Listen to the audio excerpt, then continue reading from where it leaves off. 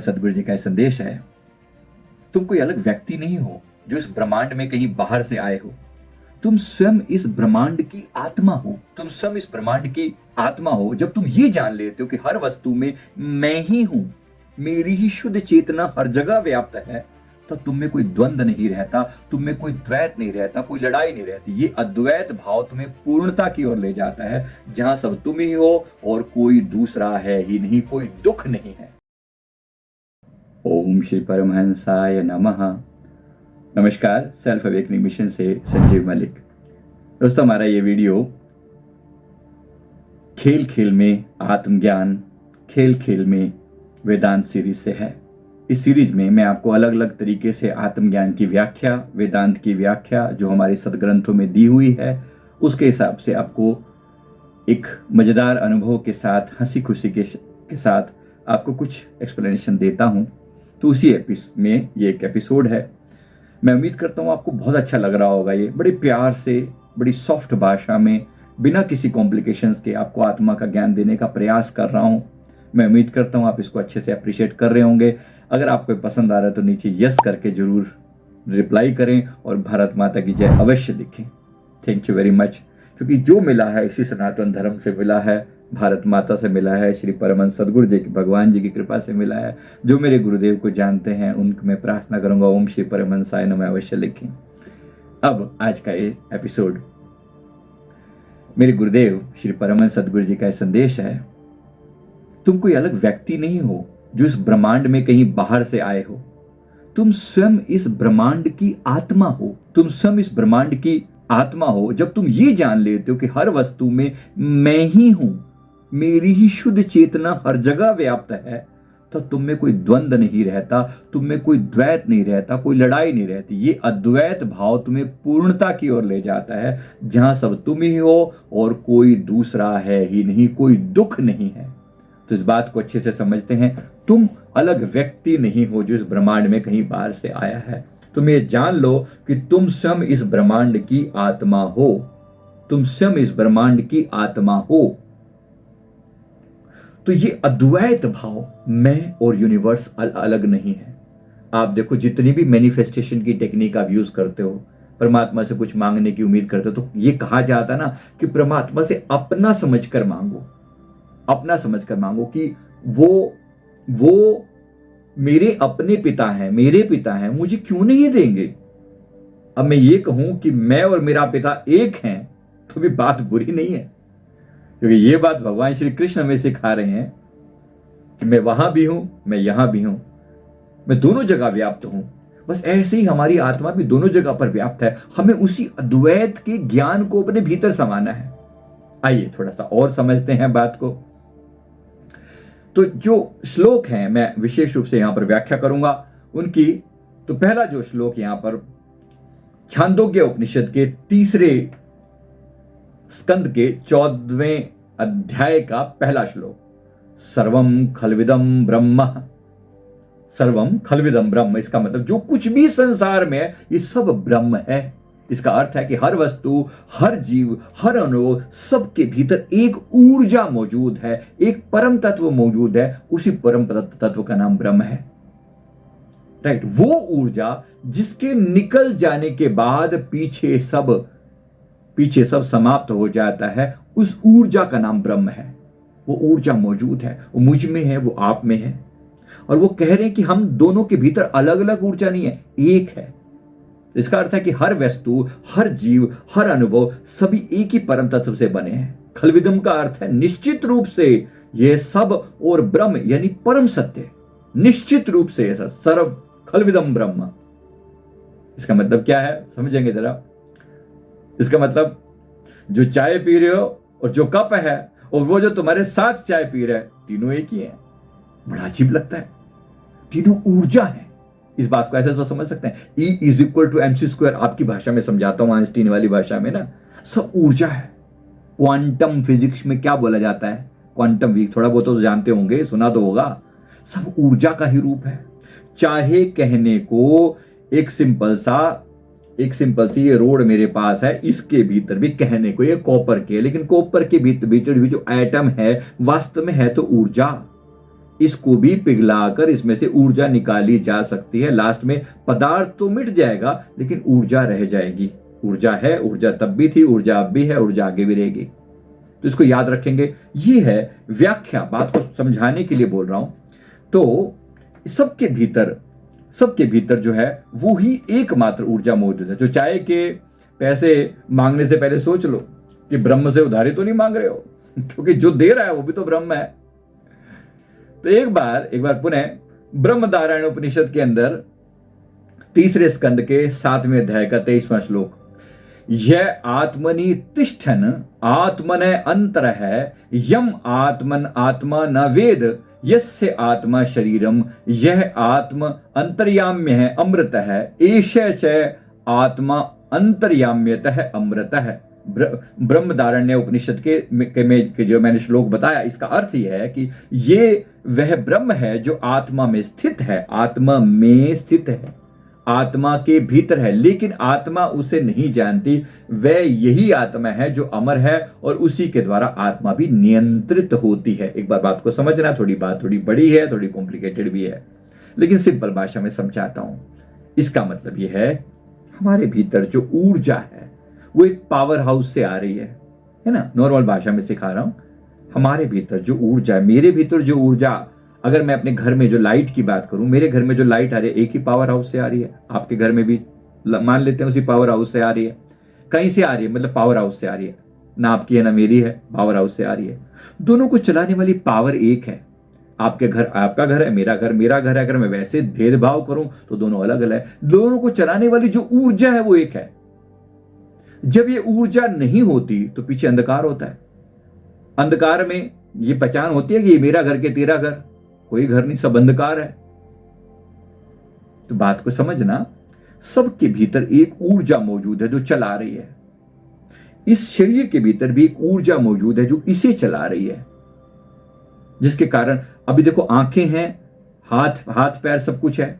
मृत्यु हो जाएगी तो क्या हो जाएगा? सब कुछ वैसे का वैसा होगा। आंखें होंगी लेकिन देखेगा कौन? Who will see?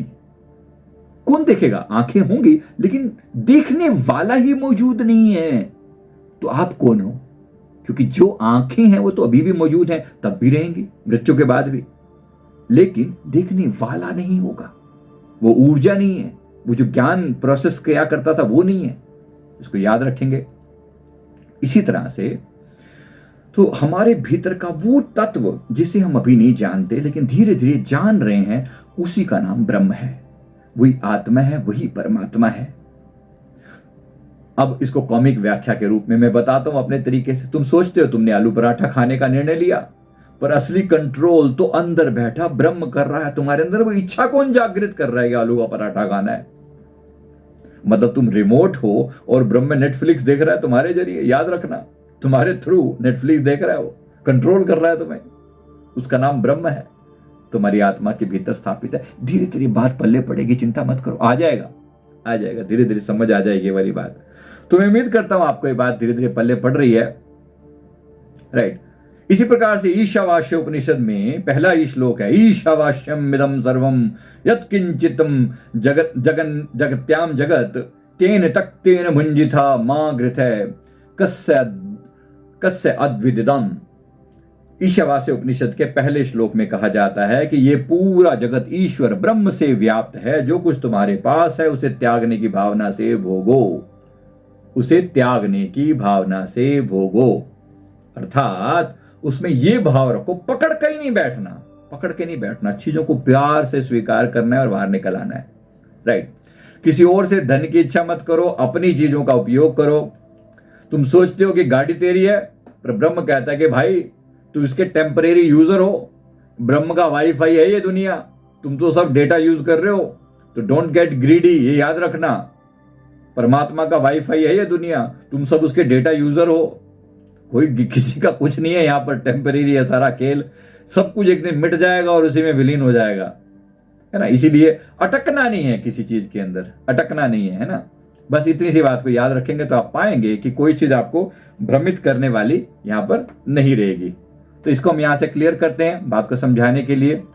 तो महावाक्य यजुर्वेद के अंदर भी आता है अहम ब्रह्मास्मि करके, तो इसको भी याद रखते हैं कि मैं ही ब्रह्म हूं, मेरे भीतर ही परमात्मा समय। अहम ब्रह्मास्मि सुना है ना, कहीं ना कहीं दिमाग में गया तो होगा कि मैं ही ब्रह्म हूं, मैं ही आत्मा हूं। तो ब्रह्म वर्ड और आत्मा वर्ड में ज्यादा भेद नहीं है, ना के बराबर है। बस इतना सा कहा जाता है ब्रह्म किसे कहते हैं और आत्मा किसे कहते हैं। अगर ये भेद भी जानना हो तो बता देते हैं। जैसे एक मटका है, अब मटके के भीतर एक खालीपन है और मटका जिस जगह पर रखा है आसपास भी सब खाली है। बाहर आंगन में एक मटका रखा है, सब खाली है, आंगन भी खुला है, ऊपर भी आकाश, मटके के अंदर भी आकाश, बीच में एक परत है थोड़ी सी। वो परत ये कह रही है कि ये मटका है। अगर वो परत टूट जाए यानी मटका फूट जाए तो बीच में क्या, भीतर का आकाश बाहर के आकाश से मिल गया। अब बताओ ब्रह्म में क्या तुम भेदभाव कर सकते हो कि भीतर का ब्रह्म के बाहर का ब्रह्म? कहने को भी तुम कहने मात्र के लिए कह रहे हो, भेद नहीं है। क्या तुम डिस्टिंग्विश कर सकते हो कि भीतर का ब्रह्म था, ये बाहर का ब्रह्म था? सब एक ही है।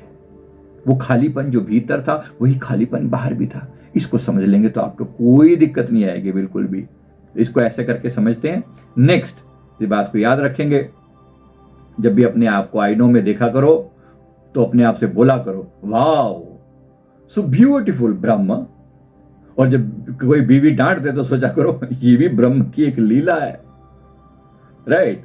तो आईने में खुद को देख के करो, वाओ ब्रह्म, मजा आ गया देख के तुम्हें, आज तो यार कमाल हो गया है।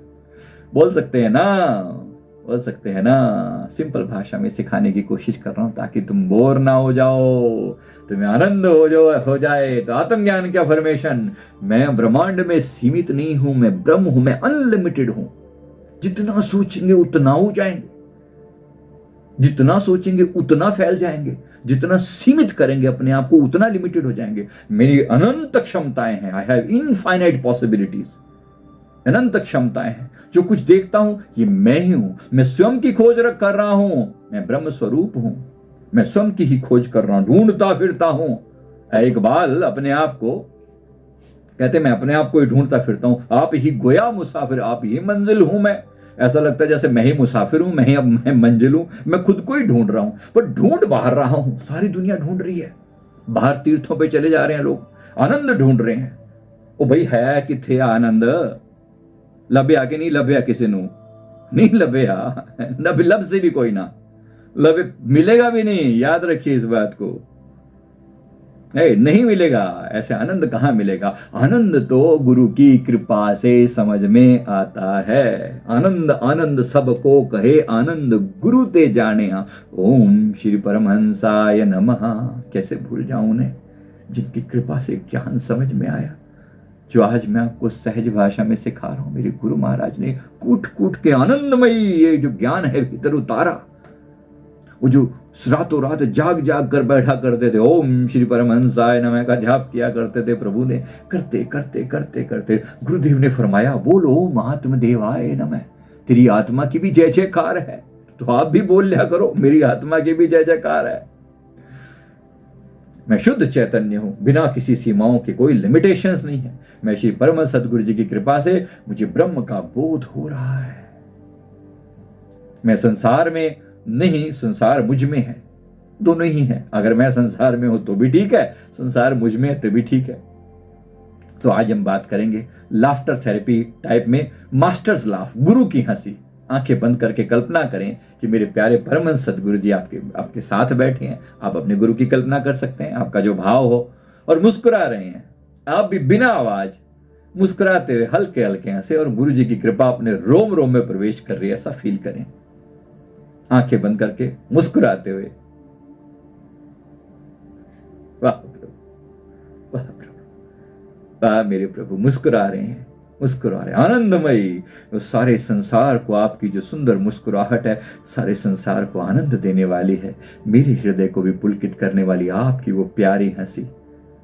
ऐ मेरे प्यारे सतगुरु, आपकी कृपा से ये बुद्धि का, ये जो आत्मा का ज्ञान समझ में आया, मैं क्यों ना आपको नमस्कार करूं, मैं क्यों ना आपको नमस्कार करूं। जब गुरु हंसते हैं तो ब्रह्म हंसता है, और जब तुम हंसते हो तो आत्मा नाचती है। ये ज्ञान है, याद रखेंगे बड़े प्यार से। थैंक यू वेरी मच मेरे प्यारे गुरुदेव, थैंक यू वेरी मच। अब एक फनी सीन, पंडित जी वेदांत सिखा रहे हैं। छात्र सवाल करता है, पंडित जी अगर सब कुछ ब्रह्म ही है तो मेरा वाईफाई क्यों नहीं चलता? पंडित जी बोलते हैं, बेटा वाईफाई भी ब्रह्म है, पर प्लान तुमने लिमिटेड ले रखा है। तुमने प्लान लिमिटेड ले रखा है। ब्रह्म तो है, वाईफाई मौजूद है, और तुम्हारा प्लान नहीं है। तुम्हारा प्लान सीमित है, यानी तुम्हारी सोच सीमित है। तो छात्र कहता है, तो ब्रह्म प्लान अनलिमिटेड कैसे हो? तो सदगुरु जी से कनेक्ट हो जा बेटा, वही तेरे 5G कनेक्शन से कनेक्ट करेंगे तुझे। गुरुदेव की कृपा से कनेक्ट हो जा बेटा, अनलिमिटेड ज्ञान मिलेगा तुझे। तो आज सेवा कार्य, आज किसी अनजान व्यक्ति को नमस्ते आत्मा कहें, उसके चेहरे पर मुस्कुराहट लाने की कोशिश करें, क्योंकि ब्रह्म को ब्रह्म स्वरूप में मैं सबको नमस्कार करता हूं। ब्रह्म को ब्रह्म स्वरूप में मैं सबको नमस्कार करता हूं। तो ये बात यहां पर समाप्त होती है। अपने भीतर भी ब्रह्म उसी आत्मा को मैं पहचान सकूं, आपके भीतर भी पहचान सकूं, परमात्मा को, सदगुरु को पहचान सकूं। थैंक यू वेरी मच, बहुत बहुत शुक्रिया। तो दोस्तों, यहाँ पर वेदांत प्लेग्राउंड में खेल था आज का, कि मैं सब ब्रह्म हूं, सब मैं हूं, सब उसी से बना है। जहां तुम्हें द्वैत दिखे तो वही जानो कि अज्ञान है, और जहां एक तत्व दिखे यही ब्रह्म ज्ञान है। थैंक यू वेरी मच, बहुत बहुत शुक्रिया, बहुत बहुत शुक्रिया। खेल खेल में ब्रह्म ज्ञान, यही है जीवन का असली प्लान। तो यहाँ बात समाप्त होती है। वीडियो अच्छा लगे तो वीडियो को जरूर लाइक कर दें, कमेंट करें, चैनल को जरूर सब्सक्राइब करें। खेल खेल में वेदांत सीरीज आपको कैसी लग रही है, जरूर इस पर अपना भाव रखें, अपने विचार रखें। Thank you very much. आपको क्या अनुभव हो रहा है? Thank you. गुरुदेव की कृपा आप पर सदैव बनी रहे। थैंक यू वेरी मच, बहुत बहुत शुक्रिया। God bless you all.